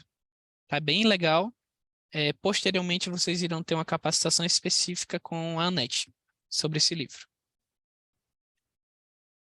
Então, aqui eu volto para a ANET. Obrigada, Nildo. Você já antecipou, inclusive, algumas respostas às pessoas que estavam perguntando como fazer para ter acesso ao sistema. E a Cristina também deu uma resposta aqui no chat, deem uma olhada. Então, é só um resuminho do que há de novo, o que é diferente do que está lá nas recomendações do Programa Nacional. Na primeira visita, mesmo com sintomas, aplicar a prova tuberculínica. Todo mundo faz a prova tuberculínica ou o IGRA, se tiver disponível o IGRA para aquela população, crianças de mais de 2 anos e pessoas vivendo com HIV, pessoas candidatas a transplante em uso de imunobiológicos. Mas faz o teste para infecção latente na primeira visita, se tiver ou não tiver sintomas. Para alguns grupos, o IGRA está disponível, mas, se for preferido, aplique a prova tuberculínica, não fiquem amarrados em oferecer o que não é oferecível. Ofereça o que há para oferecer, né? A gente diz que o ótimo é inimigo do bom. Então, vamos fazer o que é viável, o que está ali para o paciente, o que é mais fácil para ele, o que é mais fácil para a gente, e o que está disponível no município. A gente vai dar já a palavra para a Cristina para explicar algumas coisas. A leitura do endurato da prova tuberculínica deve ser feita preferencialmente 48 horas de aplicação, então precisa haver uma pequena reorganização dos serviços para oferecer mais frequentemente, para ler mais frequentemente a prova tuberculínica. O tratamento de primeira escolha para adultos é o 3-HP. Para as crianças, é 4 meses de rifampicina em suspensão. Eu vou até pedir para a Fernanda falar se tem uma nota para sair, porque não temos suspensão de rifampicina em quantidade suficiente no país. Então, eu queria saber da Fernanda se essa nota aí com 3HR vai sair ou não. Agora eu? Não, vai sair sim. A gente está começando as fases de assinatura. Como são 2 secretarias diferentes, demoram um pouquinho as assinaturas, mas a gente imagina que não deva demorar. Vai ser esse mês de maio ainda. Tá bom, então vocês não vão ser surpreendidos. Daqui a pouco vai ter uma nota informando que na indisponibilidade do 4R, da rifampicina suspensão, pode-se usar o 3HR, que tem comprimido dispersível, né? Tem tratamento em formulação pediátrica, porque é o que se usa na fase de manutenção da tuberculose doença, né? São 2 meses de ARHZE e depois 4 meses de 3HR, o RH. Então, é o mesmo tratamento da fase de manutenção da tuberculose. E é uma forma amigável para as crianças. Acho que isso pode solucionar muito problema. E o livro de registro de contatos, aguardem, vocês vão ser capacitados para usar. Vai ter uma pessoa por unidade para coletar os totais desse livro e analisar o que está acontecendo em cada unidade. Eu adorei as perguntas de vocês, vou já tentar responder algumas delas.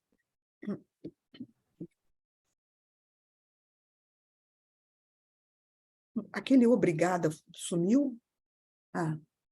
Não, está aqui. Coloquei. Eu estava clicando aqui, achando que eu estava no controle. Eu queria colocar os nossos e-mails, porque, assim, muitas vezes aparecem situações esdrúxulas, né? Então, o contato de um paciente com tuberculose resistente, uma grávida, aparecem situações que não são as situações do dia a dia, vocês querem tirar alguma dúvida, os nossos e-mails estão aqui, vocês podem escrever para a gente, para nós 4, porque aí o primeiro que lê responde, e às vezes também isso permite que a gente aprenda uns com os outros, né? Porque tem situação esdrúxula para todo mundo. Eu fiquei muito impactada. Vitor, eu acho que para você ficou claro, para a Aura também, né? Sobre o tratamento do paciente vivendo com HIV. Paciente vivendo com HIV, se ele for contato, ou se ele tiver menos do que 350 de CD4, ele não precisa fazer teste de infecção, ele só faz a radiografia, se não tiver tuberculose ativa, ele faz o tratamento preventivo, trata a infecção. E se ele tiver mais do que 350, ele vai fazer uma prova tuberculínica ou um IGRA. Para ele está disponível o IGRA em alguns municípios, e aí ele vai fazer o tratamento preventivo. Luciane, fiquei chocada com o que você escreveu. A gente até, em outros seminários, webinars, a gente convidou farmacêuticos também para participarem. Ela escreveu que muitos farmacêuticos pedem para repetir o PPD para poder dar um imunobiológico para os pacientes que fazem uso dispensação mensal de imunobiológico. Isso é ridículo e é inaceitável e é errado. Então, o que vocês precisam, nesse caso, o que é preciso fazer é uma cartinha para o farmacêutico dizendo não há indicação de fazer nova prova tuberculínica num paciente que já tem uma prova tuberculínica positiva anterior. E talvez você esteja dizendo que, se a prova tuberculínica for negativa, aí eles pedem para fazer novamente. Isso já faz mais sentido, mas também não dá para fazer todo mês.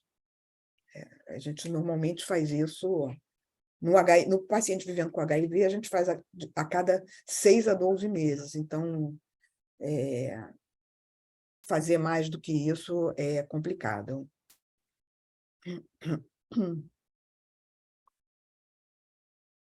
Não existe diferença entre fazer a leitura com 48 horas ou com 72 horas. Tá? A partir de 48 horas, a reação é máxima, até 72 horas, depois ela começa a cair. Tá? Então, o que acontece é que, com 96 horas, se você lê e é positivo, dá para você imaginar que foi ainda mais positivo antes. Se é negativo, você não tem tanta certeza, né? Mas, enfim. A gente fica muito feliz com vocês pedindo material. Isso mostra que vocês se interessaram pelo assunto e que querem aplicar na prática de vocês as coisas que estão sendo discutidas aqui. Esse PowerPoint vai estar disponível, o manual de recomendações está disponível online, e nós vamos distribuir para vocês um livrinho que está para ser impresso, que já a gente vai distribuir, e que cabe no bolso do jaleco. E é um livrinho que dá para vocês tirarem as dúvidas assim, de dose, essas coisas que é difícil decorar. Qual é a indicação de 5 milímetros, de 10 milímetros? É muito pequeno detalhe para a gente ficar decorando, né? Então, isso vai estar no bolso de vocês.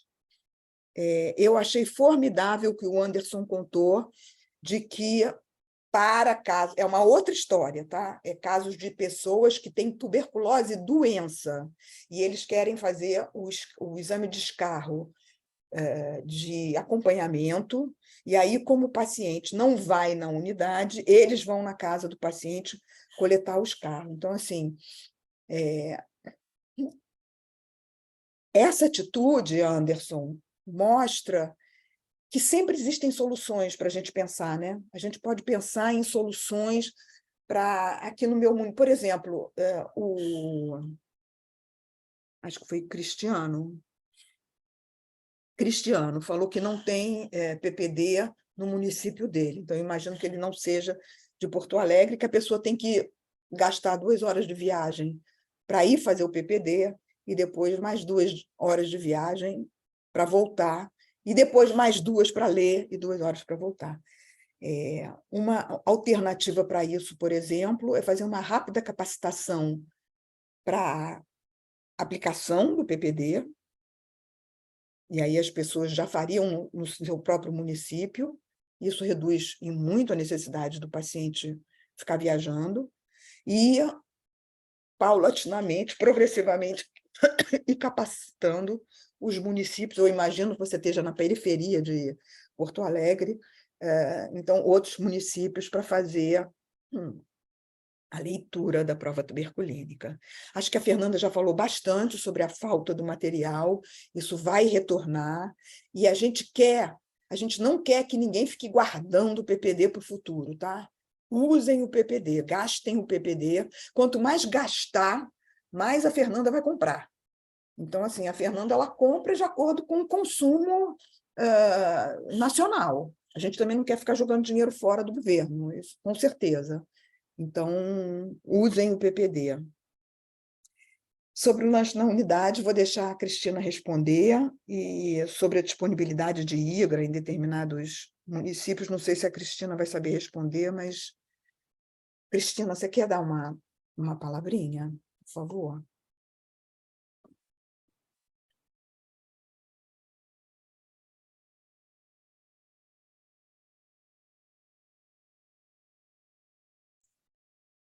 Alô? Oi.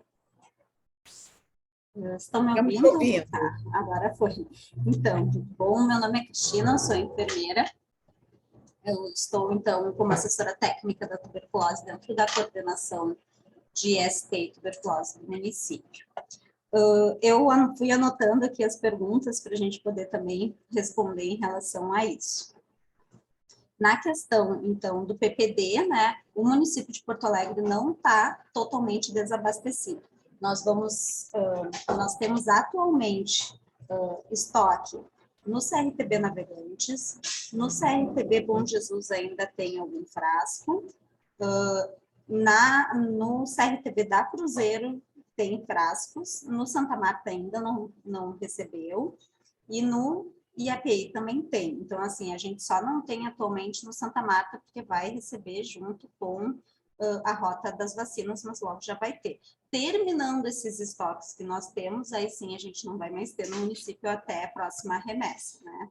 Então, em relação aos outros municípios, eu sugiro entrar em contato, então, com um programa estadual, né, para poder verificar como fazer isso, né, na questão da aplicação. E aí, se precisar muito, as gurias conversam comigo e aí o paciente vem, nesses casos, fazer aqui em Porto Alegre, né? Mas isso a gente entra em acordo junto com o programa estadual. Em relação à refeição, o que nós temos hoje é um lanche que a gente consegue comprar junto com todos os lanches da prefeitura. Então, tem uma lista lá de alimentos que não vão estragar tão rápido, né, que não são tão perecíveis, que a gente consegue fazer essa compra, né, para poder, então, distribuir nas unidades. Não é o ideal, não é o ideal. A gente vem pensando sempre numa outra possibilidade, mas, por enquanto, é o que nós conseguimos de verba para conseguir garantir pelo menos esses lanches. O que eu consigo é cada vez mudar, e vocês me informando, como na outra capacitação, que preferem mais doce ou mais salgado, se prefere mais suco de laranja, suco de uva, e aí assim eu vou fazendo esses pedidos, né? Mas vai sempre conforme o que a gente tem de registro de preço no município para fazer a compra. Bom, já IGRA nós ainda não temos, né, em Porto Alegre, a gente está ainda tentando ou adquirir uma ELISA manual ou uma automatizada, né, mas a gente ainda não conseguiu, então, poder implementar o IGRA aqui no município, mas com certeza é uma vontade muito grande nossa. O que mais ficou aqui? Então, assim, a gente também tem uma questão de logística de medicamentos da tuberculose, que nós estamos também aqui, contamos com a presença da Pauline, que é a farmacêutica da Caixa, que vai poder também responder algumas questões sobre os medicamentos. Tem como liberar o áudio da Pauline? Eu já liberei. Tenta tirar do mudo, Pauline, por favor. Olá, boa tarde, estão me ouvindo? Sim. Deixa eu tirar aqui a câmera também. Então, vamos lá. Estou me apresentando, eu sou Pauline, farmacêutica aqui da Caixa, assessora técnica, né, dentro dos assuntos da tuberculose, né, ao meu cuidado. Então, assim, percebi que alguns colegas questionaram algumas coisas, e aproveito para falar sobre a disponibilidade da rifampicina, né, do 3-HP no município. Como estratégia, a gente fez a descentralização deste medicamento para as unidades onde tem farmacêutico, além dos serviços de referência, né, essa descentralização, ela iniciou aonde se tem farmacêutico no município, tá? Qual foi esse objetivo, né? Como os nossos medicamentos de tuberculose estão descentralizados, né? A questão do risco de troca da informação da isoniazida de 100 com a isoniazida de 300, a questão da adesão do tratamento, a gente preferiu fazer essa primeira etapa da descentralização aonde tem farmacêutico, tá? Uma garantia dessa prescrição e o tratamento correto aos pacientes, tá? Alguns locais ainda não houve nenhuma dispensação durante todo este tempo. Outros locais a gente trabalha no sentido da unidade de saúde que identifica, né, os usuários e busca até a unidade de saúde, faz essa entrega em TDO. Então, a gente está vendo que, assim, quando foi lançada a questão da rifampicina também, está indo muito devagar a prescrição da rifapentina em Porto Alegre, tá? Infelizmente, não está indo ao passo que nós gostaríamos. Outro colega perguntou a questão ali da piridoxina, tá? A piridoxina, nós temos disponível de 50 miligramas nos CRTBs, conforme uma nota técnica que houve recentemente pela Secretaria Estadual de Saúde, para gestantes. Nós incluímos isso no processo SEI, né? E foi informada a todas as unidades de saúde no início desse ano, no qual a paciente gestante que necessitar do uso da piridoxina, ela vai ser encaminhada ao CRTB da sua região e lá estará disponível este fármaco durante o tratamento da gestação, tá? Além disso, ele está disponível para os pacientes que estão no CIT-TB, que é um outro sistema, né, com o sistema de informação de tratamentos especiais. E aí, sim, esses pacientes estão aos cuidados, né, dos CRTBs ou do terciário, aqui no nosso caso, o Hospital Sanatório Partenon, que trata os pacientes com droga resistência. Lá também está disponível também este fármaco, tá? Tem mais alguma dúvida em questão da disponibilidade? Eu não vi. A colega que está Eu tenho, Pauline. Tá, eu só um tenho. minutinho. Você acha que tem como você informar a Cristina, por exemplo, quais são as unidades que têm farmacêutico e que não estão dispensando 3HP e que estão dispensando outros regimes? Porque também pode ser assim, não apareceu ninguém com indicação. Eu acho que é um lugar especial a ser visitado, né? A conversar com os médicos, com os enfermeiros. Não, isso nós temos mapeados, conseguimos, né? Inclusive, tá uma planilha que a gente consegue cruzar os dados entre outros fármacos de LTB, né? E verificar justamente isso, né? Então, o prescritor ou não houve nessa qualificação, o prescritor não aderiu esse novo fármaco, né? E tem locais que estão desde março de 2022, se eu não me engano, e não houve essa movimentação. Então, a ser discutido, né? Mas a gente tem todas essas informações, a Cris vai te passar quais são os locais, vai tentar trabalhar, né, e tentar ampliar esse quantitativo, essa adesão. Tá? Eu acho que uma das curiosidades, a gente vê muito realmente a quantidade do tratamento ativo saindo e, em paralelo, na unidade, sem movimentação dos medicamentos de LTB. Né? Então, não tem... E você sabe informar sobre isso que foi dito da pessoa que usa imunobiológico? Que regra é essa? Que protocolo é esse? De que a pessoa tem que ficar fazendo todo mês um teste? Olha, não sei que formato, sabe, Cris? Essa questão do imunobiológico. Deve ser desconhecimento. Muita gente interpreta errado os protocolos clínicos e acaba dificultando o acesso ao tratamento, né? Mas entendimento errôneo, na verdade. E agora com a falta, só para vocês terem ciência, o medicamento especializado já está ciente da falta do PPD e que o IGRA não está disponível para todo mundo. Então, durante esse período vai ficar não sendo obrigatória a solicitação desse exame. A gente está fazendo uma nota conjunta com eles, então nas próximas semanas já devem ter essa nota com essa informação para ninguém brecar o tratamento de uma pessoa por falta do PPD, né? E outra situação também, que qualquer unidade que tiver, se o usuário chegou à farmácia distrital, provavelmente a sua unidade de saúde estava desabastecida, né? Por algum motivo, às vezes atraso de rota, às vezes um aumento de número de casos, né? Mas é importante que a gente existe aqui, né? Um contato sempre com o apoio farmacêutico, no qual as colegas vão fazer uma reposição de emergência para aquela unidade de saúde não ficar desabastecida. Essa unidade ela tem que, né, não, tem que evitar esse desabastecimento, né?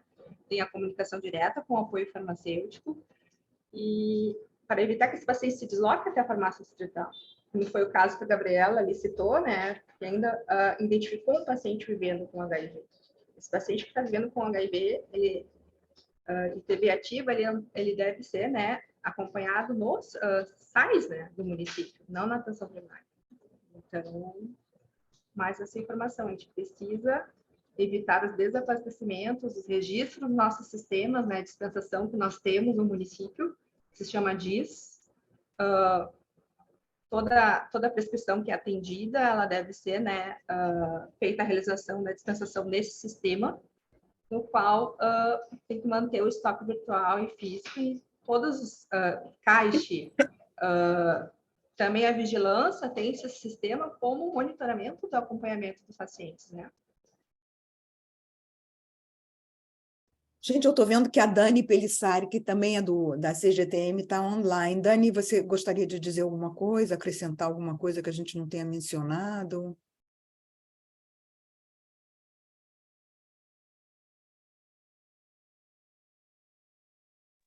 Oi, pessoal. Não, estou super contemplada nos esclarecimentos, né, de todos os questionamentos que a Anete, Fernando e Nido fizeram, e acho, assim, no geral, assim, acho que essa foi uma das capacitações que realmente foi um sucesso. Então, é isso. Obrigada.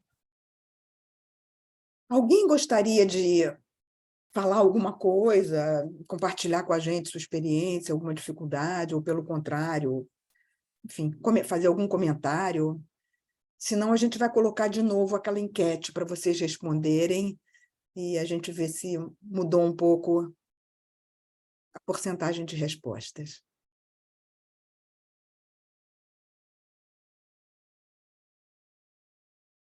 Não precisa ficar com vergonha, não, gente. O palco é de todos aqui. Ah, Ana Leila. Ana Leila, quer falar?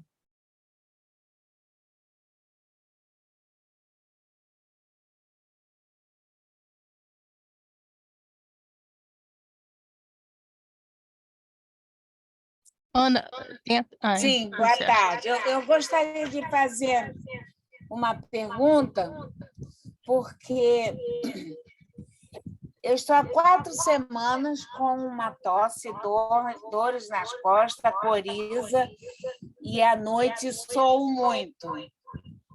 O que acontece? PPD não tem. E a maioria aqui das pessoas estão indo na UPA com esses mesmos sintomas. Aquela tosse horrível quando chega à tarde, daquele suor, aquela canseira. E o que os médicos estão receitando? Amoxicilina, 875 miligramas, de 12 em 12 horas.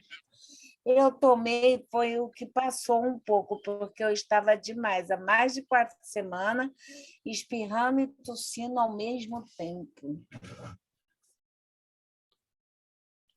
Como não tem PPD... Não quero transformar isso no consultório particular. Eu gostaria de saber. Se você está melhor, é um ótimo sinal. Não estou ouvindo. Não está me ouvindo? Agora sim. Tá, se você está melhor, Ana, é um ótimo sinal. Normalmente, o tratamento com antibiótico é no mínimo por 7 dias, e você tem que ver o que vai acontecer ao final desses 7 dias. Mas uma pessoa que está tossindo há 4 semanas, tem febre, tem sudorese noturna, cansaço no final do dia, estaria indicado fazer um teste rápido do escarro. Você tem escarro?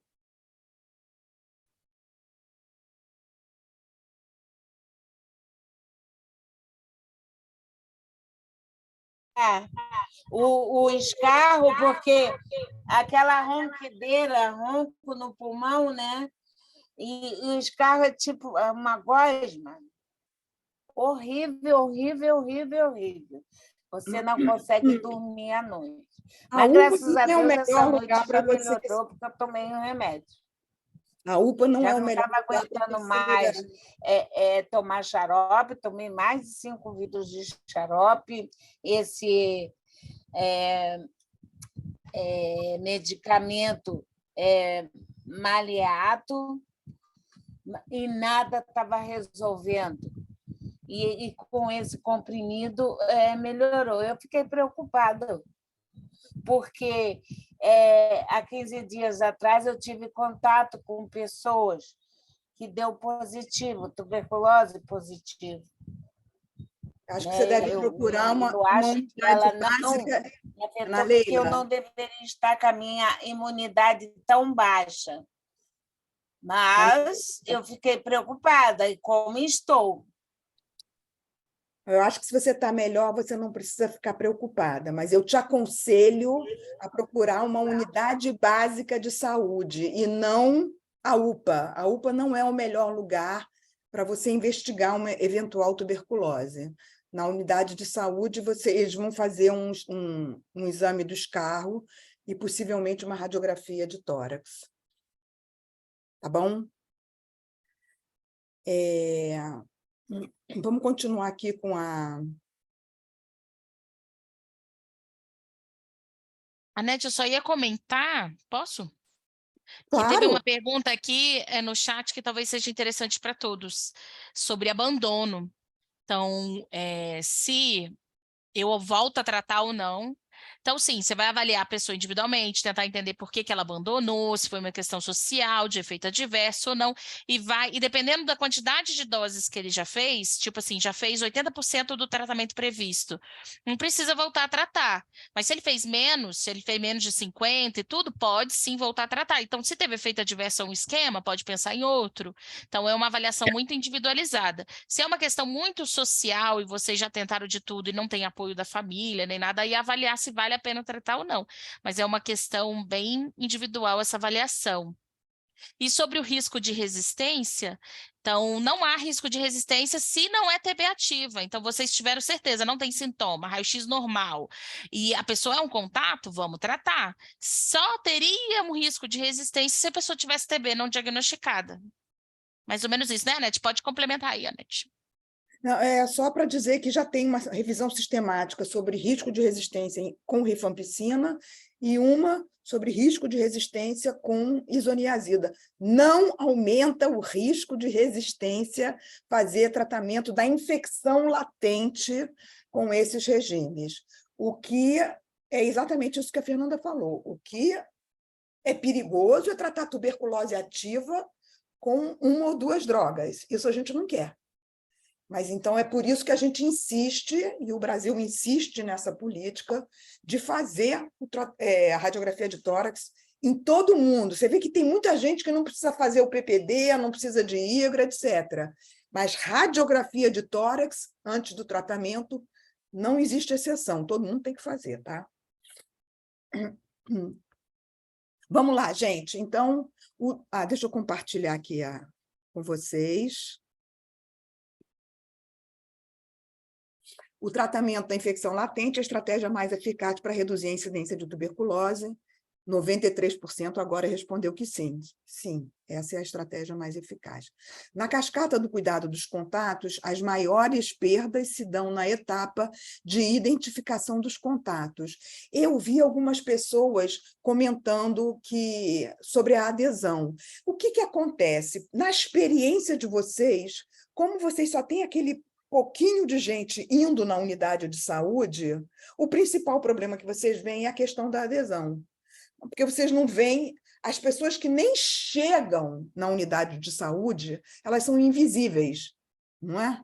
Então, são essas pessoas, é nessa etapa que mais se perde pessoas. Então, é nessa etapa que vocês precisam agir. A prova tuberculínica deve ser realizada apenas nos contatos assintomáticos. Falso. Agora, 2/3 responderam que é falso. E é isso mesmo. É para fazer em todo mundo a prova tuberculínica. Ou o IGRA, né, se for o caso. Contatos são candidatos ao tratamento preventivo quando a prova tuberculínica é maior ou igual a 5 milímetros, quase todo mundo acertou. Contatos vivendo com HIV são candidatos ao tratamento preventivo, independentemente da prova tuberculínica. Também teve um momento dos acertos. O regime de primeira linha para o tratamento preventivo da tuberculose em adultos no Brasil é 3 meses de isoniazida e rifampicina em doses semanais. Agora, 81% responderam corretamente. E em crianças, o tratamento de primeira linha é a rifampicina, em crianças que engolem, pode ser dada a isoniazida com rifampicina, que engolem comprimidos, né, que eu quis dizer, e na ausência da rifampicina, se a criança não consegue engolir rifampicina com isoniazida, pode dar 6 meses de isoniazida, sendo que em breve haverá essa nota sobre 3 meses de isoniazida com rifampicina. Então, foi isso, gente. Muito obrigada pela presença de vocês. A gente ainda está com 170 pessoas online. Foi ótimo conversar com vocês, essas interações estão ótimas. A gente espera continuar conversando com vocês, continuar fazendo capacitações, fazendo visitas técnicas. Vamos manter contato muito próximo com a Cristina e a Cristina com vocês, mas vamos também fazer uma visita a Porto Alegre com a CGTM, já estamos organizando isso, vai ser ótimo. Obrigado pelos elogios que estão aparecendo aí no chat. É muito bom, é muito bom saber que vocês estão gostando. Eu espero que vocês tenham aproveitado e, principalmente, que vocês apliquem isso, né? A gente espera que isso se traduza num aumento da identificação dos contatos, da aplicação da prova tuberculínica. Isso eu sei que vai demorar uns mesezinhos, mas a gente vai aparecer aí também para fazer a capacitação para a prova tuberculínica e, enfim, que aumente os tratamentos e que da próxima vez a Pauline diga para a gente todas as unidades que têm farmacêuticos já estão prescrevendo 3HP. Tá bom? Muito obrigada a vocês todas. Obrigada, gente. Pode contar com a gente aqui do Ministério também. Não precisa ser GTM, pode ser Programa da Tuberculose, a gente entende. Obrigada. Obrigado, gente. Obrigada, pessoal. Só lembrando que os certificados e as apresentações ficam disponíveis no webinar, essa mesma plataforma que vocês estão logados. É só clicar no botão Eventos Anteriores, que fica no lado esquerdo da tela. Terminando aqui, o certificado já vai estar disponível e até o final do dia a gente coloca a apresentação também. Só isso. Muito obrigada, gente. Bom trabalho para todos aí.